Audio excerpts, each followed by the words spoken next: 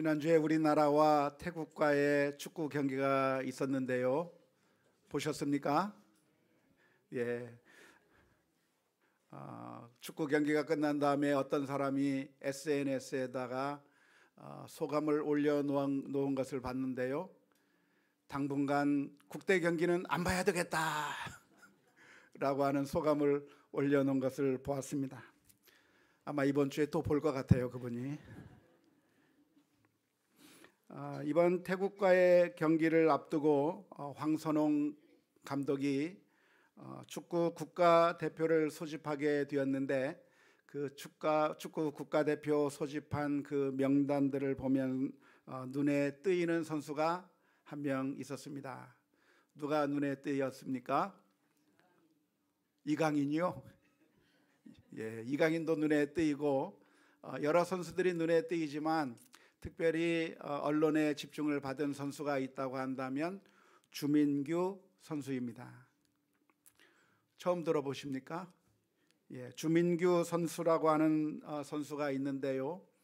이 선수는 지명도 받지 못해서 2부 리그의 연습생으로부터 출발한 선수였는데 계속해서 열심히 축구를 해서 결국 K리그의 주전 선수로 올라가게 되었고, 그리고 우리나라 K리그에서 득점 왕도 차지하는 등 엄청난 발전을 이룬 선수가 주민규 선수라고 합니다. 하지만 국내 K리그에서 우수한 성적을 거두고 득점 왕도 차지하는 등 뛰어난 실력을 보여주었지만 안타깝게도 국가대표로 발탁이 되지 않았었어요. 이번에는 국가대표로 발탁이 되려나 해도 발탁되지 않고 또 발탁되지 않고 했었는데, 드디어 황선홍 감독이 그 주민규 선수를 국가대표에 소집했고, 이번에 선발로 나서서 열심히 경기를 했는데 잘하는 것 같은가요? 못하는 것 같은가요? 전 잘 모르겠습니다. 잘하는 것 같기도 합니다. 그런데 이 선수가 국가대표로 뽑힌 나이가 33세 하고도 343일째 되던 날 뽑혔어요. 원래 축구 선수들은 몇 살이 정년기죠? 정년이 아주 활발한 기량을 발휘할 수 있죠. 20대거든요. 30대 넘어가면 에이징 커브가 생겨서 이제 쇠락하는 그런 그렇게 넘어가게 되겠는데, 놀랍게도 주민규 선수는 최고령 국가대표에 선발되는 데뷔하는 그런 기록을 세운 것으로 뉴스에 회자되었고, 그래서 이번에 활동을 잘하는 모습을 보면서 마음속에서부터 박수를 칠 수가 있었습니다. 황선홍 감독이 이런 주민규 선수를 뽑은 이유가 있다고 한다면 왜 이 주민규 선수를 뽑았겠습니까? 경기에서 승리하기 위해서이죠. 주민규 선수가 탁월한 선수이고 K리그에 득점왕을 하는 등 실력을 인정받았기 때문에 황선홍 감독이 이 주민규 선수를 발탁하게 된 것입니다. 오늘 우리가 누가복음 5장의 말씀을 읽었는데요. 오늘 이 누가복음 5장에서는 예수님께서 하나님 나라의 대표 선수를 뽑는, 그래서 베드로를 뽑는 장면이 오늘 본문의 말씀 가운데 기록되어 있습니다. 예수님께서 찾아오셔서 베드로를 부르시고 내가 너로 하여금 사람 낚는 어부가 되게 만들어 주시겠다고 하면서 베드로를 발탁하시는 이야기가 오늘 본문의 말씀 가운데 기록되어 있는데, 예수님께서 다른 사람이 아닌 베드로를 부르신 이유, 베드로를 선발하신 이유가 있다고 한다면 어느 장점을 보고서 선발한 것일까요? 베드로의 장점이 무엇일까요? 베드로의 그 유익한 점이 무엇이었을까요? 왜 예수님께서는 이 베드로를 뽑았는가? 그 선발 기준이 무엇이었다고 생각을 하십니까? 베드로가 말을 잘하기 때문에 선발을 했을까요? 아니면 베드로에게 리더십이 있어서 앞으로 교회를 이끌어 나갈 때 교회의 리더로 세울 만한 그런 리더십이 있는 사람이기 때문에 베드로를 선발한 것일까요? 아니면 베드로가 비상한 머리를 가지고 있는 브레인이기 때문에 이 사람을 쓰면 앞으로 교회에 유익이 있을 거라고 생각해서 그래서 예수님께서 이 베드로를 뽑았을까요? 아니면 한번 충성하면 그 충성을 변하지 않는 정말 충성심이 강한 사람이었기 때문에 예수님께서 이 베드로를 선발했을 것인가요? 아니면 예수님께서 사역을 해나가시는 가운데 물질적으로 많은 서포트를 할 수 있는 그런 재력가이기 때문에 예수님께서 뽑으신 것일까요?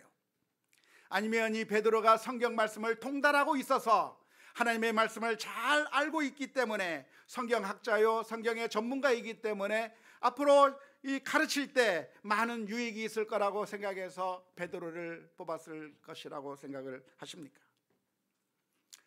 하지만 이러한 것과는 아무런 상관이 없습니다.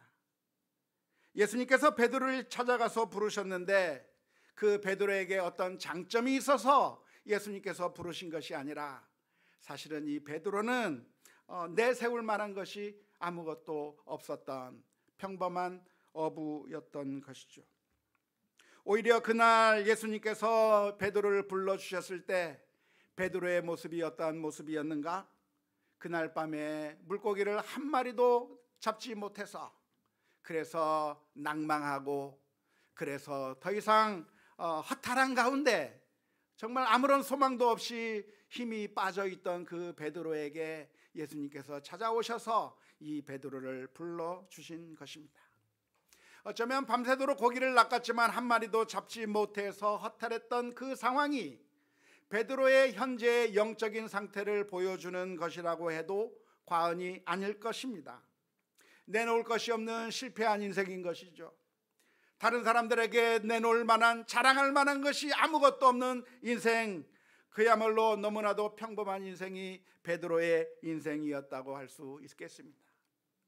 그런데 예수님께서는 왜 이 세상에 수많은 사람들이 있음에도 불구하고 다른 사람이 아니라 이 베드로를 선택한 이유가 어디 있겠습니까? 황선홍 감독은 선수들을 선발할 때 이번 경기에서 승리하기 위해서 앞으로 우리 국가대표가 승리를 하고 또 승리를 해서 그래서 좋은 성과를 얻기 위해서 최고의 실력을 가진 선수들을 또 선별하고 또 선별해서 국가대표를 뽑는다고 한다면 예수님께서는 왜 베드로와 같은 사람을 뽑았단 말입니까? 그 이유가 무엇이겠습니까? 예수님께서 선발하신 이유를 찾는다고 한다면 예수님께서는 좋은 일꾼을 선발해서 최대의 성과를 남기기 위해서 베드로를 뽑은 것이 1차적인 목적이 아니었습니다. 예수님의 목적은 승리가 아니었고 예수님의 목적은 최대의 성과를 이루는 것이 예수님의 목적이 아니라 예수님의 목적은 베드로 자체가 목적이었던 거죠. 베드로에게 생명을 주시고 베드로에게 힘을 주시고 그의 인생 지금까지는 의미 없는 삶을 살았고 지금까지는 다람쥐 쳇바퀴 돌아가는 것처럼 그렇게 평범한 삶을 살았던 그 베드로에게 삶의 의미를 주고 하나님 나라의 백성으로 삼아주시기 위해서 이 베드로에게 다가와 그 베드로를 부르시는 모습이 오늘 누가복음 5장 말씀 가운데 기록되어 있습니다.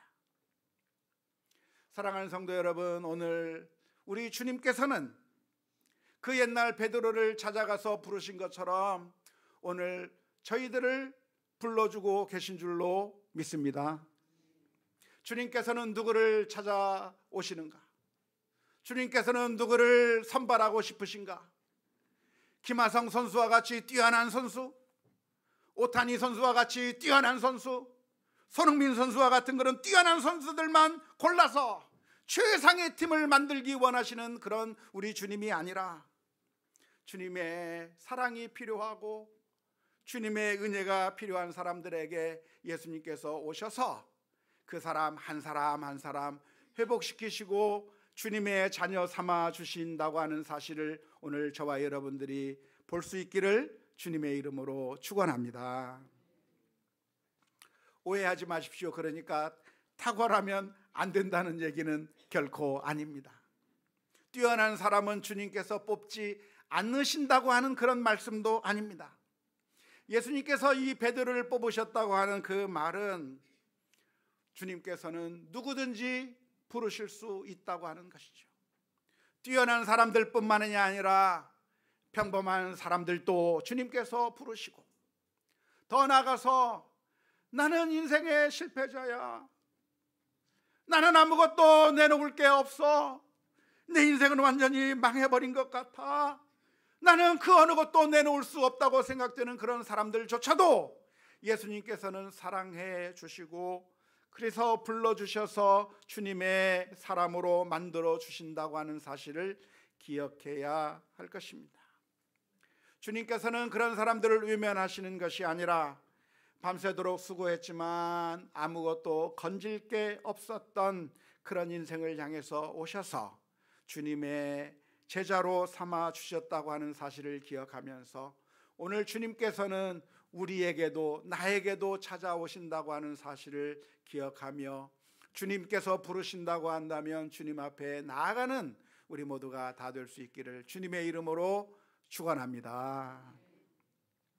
예수님께서는 베드로를 찾아오셔서 그리고 베드로를 부르시면서 놀라운 기적을 하나 보여주셨습니다. 그것은 예수님께서 그 베드로를 향해서 말씀하시기를 깊은 곳에 가서 그물을 내리라고 말씀해 주신 것이죠. 예수님께서는 그 깊은 곳에서 그물을 내리라고 말씀해 주셨는데, 그 깊은 곳이라고 하는 곳은 어떤 곳입니까? 거기는 아까 그물을 내려봤던 곳이에요. 베드로가 밤새도록 그물을 그곳에서 내렸어요. 그것을 지나치고 그것을 던지지 않았던 것이 아니라 밤새도록 물고기가 나올 만한 곳에서 그물을 열심히 던져봤고 또 던져보았지만 거기서 아무런 물고기를 낚을 수 없었던 실패의 자리가 바로 그 깊은 곳이라고 할 수가 있는 것인데요, 예수님께서는 베드로에게 말씀하시기를 네가 실패했던 바로 그 자리에 다시 한번 그물을 던지라고 말씀하시는 것이죠. 다시 한번 그곳에 그물을 던지라고 말씀해 주셨는데, 놀랍게도 한 번도 고기가 나타나지 않았던 바로 그 스팟에서 엄청난 양의 물고기가 잡혔다고 하는 이야기가 오늘 본문의 말씀 가운데 기록되어 있습니다. 우리가 이 말씀을 읽으면서 오해하지 말아야 할 것이 있다고 한다면, 그러니까 실패했던 그곳을 포기할 게 아니라 그것을 또다시 파야 되겠다고 그렇게 생각하시고 결론을 내리시면 안 됩니다. 혹시 그렇게 결론을 내리시는 분들이 있을지 몰라요. 마저 베드로는 자기가 실패했던 그것을 포기하지 않고 주님의 말씀에 따라 다시 그곳을 공략해서 거기서 많은 것을 얻었으니까, 우리도 실패했다고 포기하지 말고 그곳에서 무너졌다고 그냥 마음을 접지 말고 그것을 파야 되고 한 우물을 또 파고 또 파서 결국 파다 보면 그곳에서 물이 나올 것이야 라고 생각해서는 안 될 것입니다. 우리가 살아가는 가운데 한 우물을 파야 하는 경우도 있지만, 어떤 경우에는 빨리 접고 다른 곳으로 옮아갈 필요도 있는 것이죠. 한 우물을 파는 게 맞습니까? 이 우물 저 우물 파는 게 맞습니까? 어느 게 맞습니까? 아무도 몰라요. 케이스 바이 케이스예요. 어떤 경우에는 한 우물을 팠기 때문에 거기서 좋은 결과를 얻을 수 있는 것이고, 어떤 경우에는 실패를 보고 여기가 아니구나 하고 빨리 옮겨서 다른 곳에서 우물을 봤을 때 거기서 답이 나올 수도 있는 것이죠.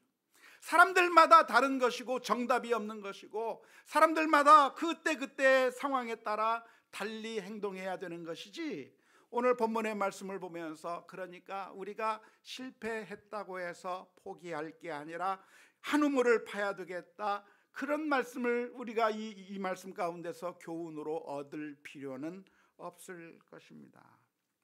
예수님께서 그 깊은 곳에 그물을 던지라고 말씀하신 이유가 있다고 한다면, 실패했던 바로 그 자리, 더 이상 고기가 잡힐 것 같지 않았던 바로 그 자리에서 엄청난 기적이 나타나는 것을 보여주어서 베드로로 하여금 영적인 진리를 바라보게 만들기 위해서 그곳에 그물을 던지라고 한 것이지, 우리가 꼭 그 실패했던 자리를 포기하지 말고 계속해야 된다고 하는 그런 의미의 말씀은 아니라고 할 것입니다.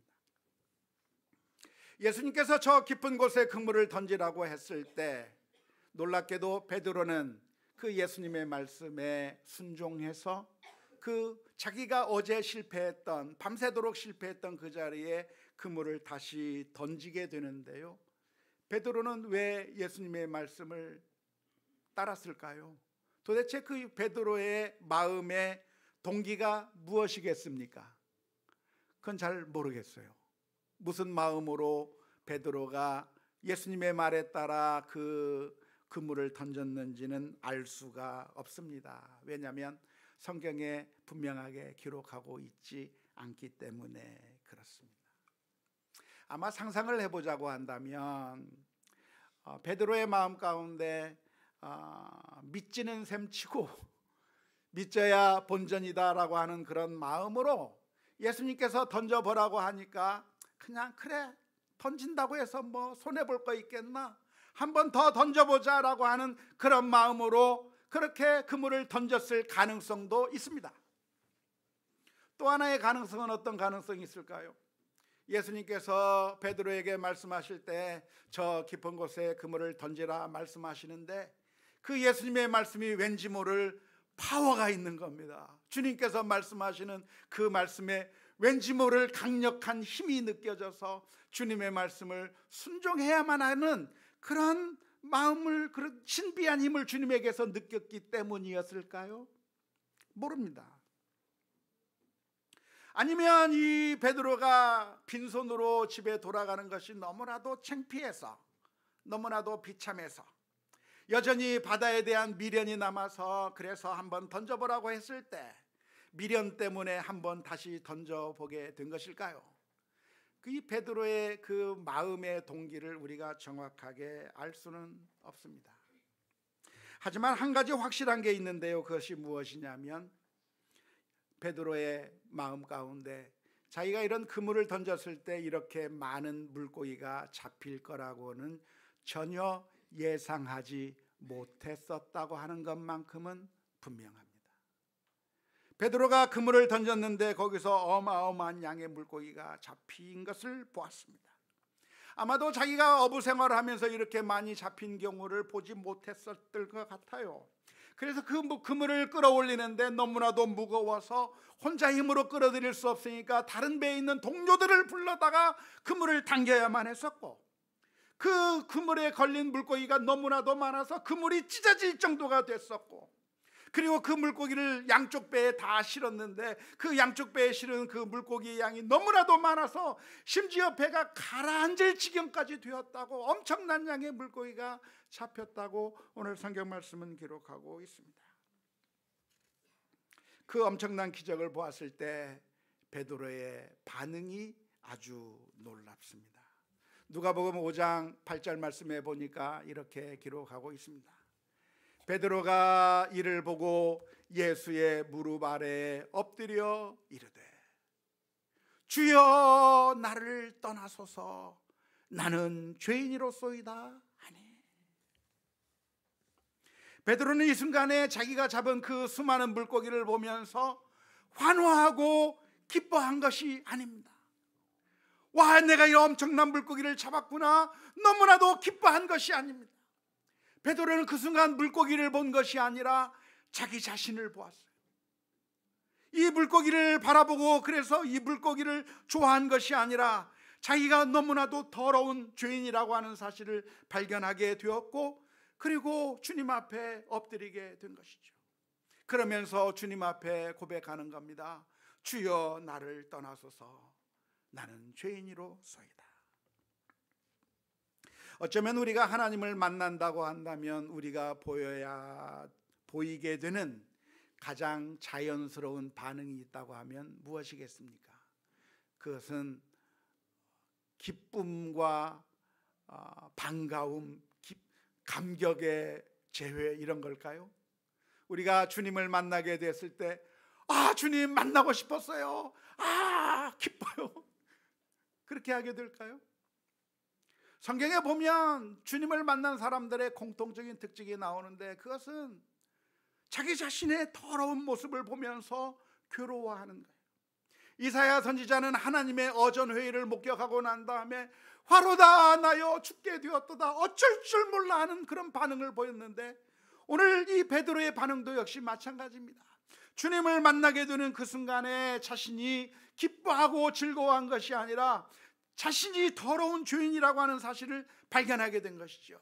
지금까지는 내가 괜찮은 줄 알았어요. 지금까지는 그냥 평범한 삶을 사는 줄 알았어요. 그런데 주님을 만나게 되는 순간 주님만 보이는 것이 아니라 주님의 그 밝은 빛 앞에 서 있는 자신의 모습이 너무나도 더럽고 내 죄가 낱낱이 드러나는 것만 같아서 그 앞에서 감히 서 있을 수가 없게 되는 그런 모습들이 나타나게 되는 것이죠. 어쩌면 이것이 주님을 만난 사람들의 공통된 특징이라고 할 수가 있겠습니다.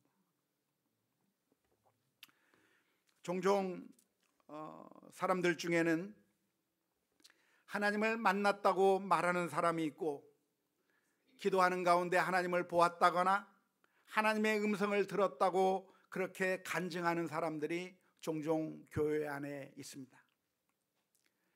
그런데 대부분 그런 사람들의 그런 이야기들이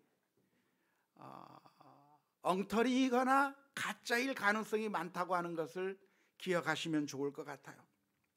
종종 교회에서 간증 집회를 하면서 또는 어떤 목사님이 설교를 하면서 내가 기도하다가 하나님을 만났습니다.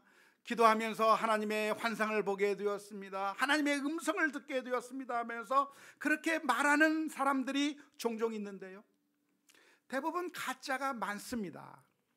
하나님을 만나게 된다고 한다면 그런 반응이 나올 수가 없어요. 베드로와 같은 반응이 나타나는 거죠. 막 울고 회개하고 엎드릴 수밖에 없는 그런 반응이 나올 수밖에 없는데요, 종종 목회자들이나 혹은 어떤 사람들이 내가 하나님을 만났다고 말하게 되면서 그것을 우리가 조심해야만 할 필요가 있습니다. 사람들이 그렇게 이야기하는 이유가 무엇이냐면 내가 하나님을 만났다고 말하고 하나님의 음성을 들었다고 말함으로써 나는 일반 사람들과 무엇인가 다른 부류의 사람이라고 하는 것을 은근히 드러내기 때문에 그렇습니다. 그래서 사람들이 그런 사람들을 보면 마치 하나님의 음성을 들은 사람이기 때문에 어떤 높은 위치에 있는 사람인 줄로 착각하고, 그래서 결국 그러한 관계 속에서는 우리가 영적인 착취를 당하기가 너무나도 쉬워요. 이단들이 그렇게 하잖아요. 이단들이 하나님을 만났다고 하고 이단들이 하나님을 어떻게 음성을 들었다고 특별한 계시를 받았다고 하면서 그래서 수많은 사람들을 착취하고 영적으로 그렇게 힘들게 만드는 경우들이 많이 나타나기 때문에 우리가 교회 안에서 이루어지는 일들이라고 할지라도 혹시라도 이렇게 하나님을 만났다고 말하는 사람들이 있다고 한다면 그냥 무턱대고 따를 것이 아니라 삼가고 그런 사람들은 피하는 것이 영적으로 현명한 일이라고 하겠습니다. 목회자가 일반 사람들과 다른 것이 아니라 사실은 모두가 다 하나님의 은혜가 필요한 사람들이고 예수 그리스도의 은혜를 받아야만, 죄 용서를 받아야만 하는 사람들이라고 하는 사실을 우리가 기억해야 되는 것이고, 목회자의 역할은 무엇인가? 하나님과 사람 사이를 중재하는 역할이 아니라 우리가 모두가 다 하나님의 은혜가 필요한, 예수님의 은혜가 필요한 사람들이라고 하는 사실을 보여주며 주님께로 인도하고 주님을 바라보게 하는 역할을 해야 하는 것인데 그러한 것들을 조심해야 할 줄로 믿습니다. 베드로는 정말 주님을 만났어요. 정말 주님을 만나면서 자신의 죄를 발견하게 되었고, 그리고 그래서 자신의 삶이 이제 완전히 변화되게 된 것인데요, 이런 베드로의 반응은 정말 놀랐습니다. 왜냐하면 이 베드로가 예수님을 이때서야 비로소 만난 것이 아니라 그 전에도 이미 만났기 때문에 그래요. 처음에 주님을 만났을 때는 그냥 선생님으로 만나게 된 것이죠. 선생님과 그냥 이야기했어요. 보통 사람 대하듯이 이야기했고, 그물을 던지라고 했을 때 선생님 말씀에 따라 한번 던져보겠다고 이야기했고, 그냥 평범한 사람인 것처럼 대화를 했습니다. 하지만 기적을 체험한 다음에는 예수님을 정말로 깨닫게 되고, 그래서 자신의 죄를 발견하고 예수님 앞에 엎드리게 된 것이죠. 오늘 우리도 마찬가지입니다. 우리도 오늘날 우리 주님께서 우리와 만나 주시기를 원하고 계시는데, 우리가 하나님을 만나는 그런 믿음의 경험들이 있어야 될 줄로 믿습니다. 예수님께서 우리를 만나기 위해서 찾아오고 계시는데요, 언제 찾아오고 계십니까? 예배를 통해서 우리와 만나 주시기를 원하고, 우리가 기도하는 가운데 만나 주기를 원하시고, 성경 말씀을 읽는 가운데 주님께서 우리와 만나 주시기를 원하시고, 우리의 삶 가운데서, 우리의 경험 가운데서, 사고나 사건 통해서, 여러 가지 일들을 통해서 주님께서는 만나 주시기를 원하시는데, 그때마다 이 베드로가 처음에 그냥 예수님을 일반 사람 대하듯이 그렇게 했던 것처럼 우리가 주님을 외면하면서 모른 척하면서 지날 것이 아니라, 예배 가운데 하나님을 만나고 기도 가운데 만나고 하나님의 은혜를 체험하는 우리 모두가 다 되어야 될 줄로 믿습니다. 우리가 보통 어떻게 외면합니까? 외면하는 방법이 여러 가지가 있는데요, 첫 번째는 초점 흐리기 권법을 이용해서 예수님을 만나려고 하지 않습니다. 하나님의 말씀을 듣는데 그 하나님의 말씀이 우리의 심장과 폐부를 꿰뚫는 그 말씀이라고 하는 사실을 비껴나가서 은혜 받았어요 라고 하는 말로 그 초점을 흐리게 만들어버리는 것이죠. 또한 피하기 권법을 통해서 주님을 만나려고 하지 않습니다. 피하기 권법은 뭡니까? 하나님의 말씀을 들을 때, 하나님의 말씀을 읽을 때, 이 말씀은 꼭 우리 남편 들어야 될 말씀이네, 이 말씀은 꼭 우리 애들이 들어야 될 말씀이네, 아무개 집사가 들어야 될 말씀이네, 나에게 적용하지 않아요. 자꾸만 다른 사람들에게 피해버리고 넘겨버리고, 주님께서 우리의 마음의 문을 두드리고 계시다고 하는 사실을 외면해버린 채 주님을 만나려고 하지 않는 것이죠.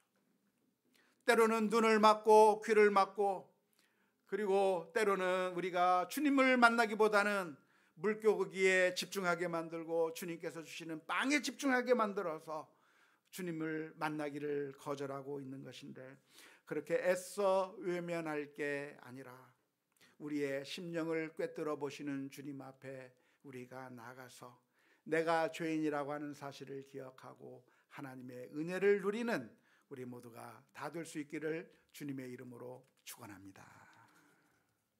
주님께서 우리를 만나 주시는 방법은 여러 가지입니다. 오늘 베드로를 부르실 때는 엄청난 기적을 통해서 베드로와 말씀해 주시고 만나 주시기를 원했습니다.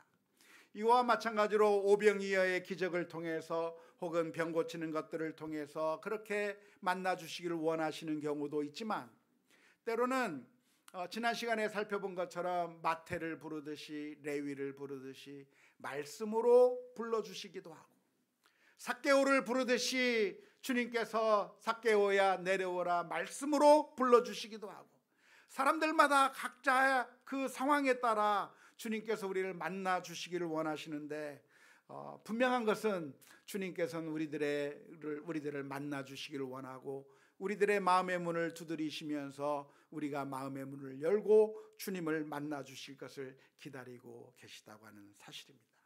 그럴 때 우리가 외면해 버릴 것이 아니라, 주저할 것이 아니라 주님 앞에 나아가서 우리의 죄를 드러내놓고 주님을 만날 수 있는 우리 모두가 다 될 수 있기를 주님의 이름으로 축원합니다.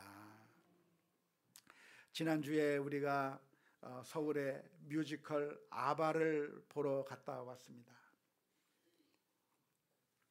정말 감동이 있고 재미있는 뮤지컬이었는데요, 이 뮤지컬 아바라고 하는 뮤지컬은 요나 이야기와 탕자 이야기를 짬뽕해가지고 섞어서 그래서 만든 현대식으로 각색한 뮤지컬이었는데 참 귀한 뮤지컬이었습니다. 그 가운데 어떤 장면이 있냐면, 탕자가 아버지의 집으로 돌아오려고 하는 그 장면 가운데서 그 탕자의 형이 탕자를 향해서 했던 말이 있습니다. 그게 무슨 말이냐면, 네가 이런 꼴로 아빠한테 갈 거야 라고 하는 말이죠. 탕자가 지금 거지 신세가 됐어요. 모든 것을 다 잃어버렸어요. 실패자가 됐어요. 그래서 더 이상 내놓을 것이 없는 그 상태에서 이제 아버지에게로 돌아가겠다고 했을 때, 그때 이 탕자의 형이 탕자를 향해서 이야기하는 겁니다. 네가 아버지한테 돌아간다고? 아버지께서 너를 환영해 줄 것 같아? 그 모습으로 어딜 가? 가지마! 그런 얘기를 하는 거예요. 성경에 있는 얘기가 아니고 각색에서 만든 뮤지컬 얘기입니다. 그런데 하나님은 어떤 하나님이신가? 우리의 죄를 보고 너는 죄이니까 불가능해, 안 돼. 너는 실패자니까, 인생의 실패자니까 안 돼.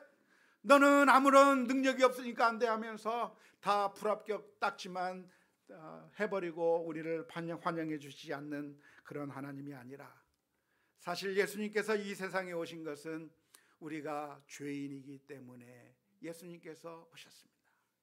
우리가 죄인이기 때문에 우리의 죄를 씻으시고 우리를 용서해 주시기 위해서 이 세상에 오셨고, 십자가 위에서 자신의 몸을 내어 주셔서 우리를 깨끗게 해 주신 것이죠. 좋은 의사는 어떤 의사가 좋은 의사입니까? 우리의 몸에 있는 질병들을 진단하고 그 질병들에 있는 그 문제들을 하나씩 하나씩 제거하는 게 좋은 의사잖아요.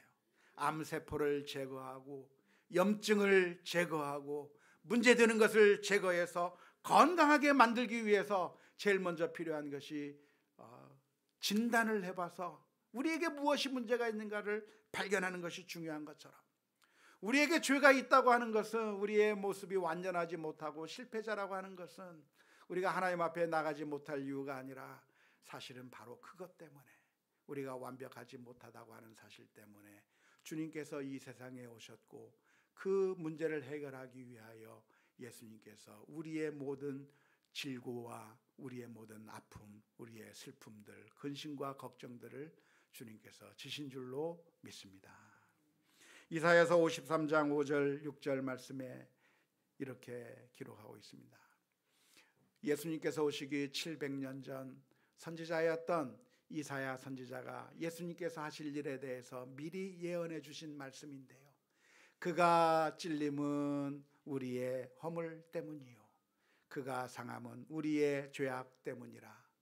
그가 징계를 받음으로 우리는 평화를 누리고 그가 채찍에 맞음으로 우리는 나음을 입었도다.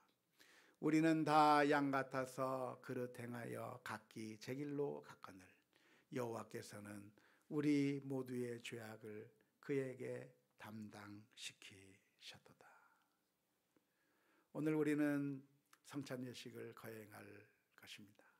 이 성찬예식은 예수님께서 바로 우리의 그 문제 때문에 이 세상에 오셨고, 그 문제를 예수님께서 지시고 십자가 위에서 죽으셨음을, 우리를 위하여 몸과 피를 주셨다고 하는 사실을 기념하는 예식입니다.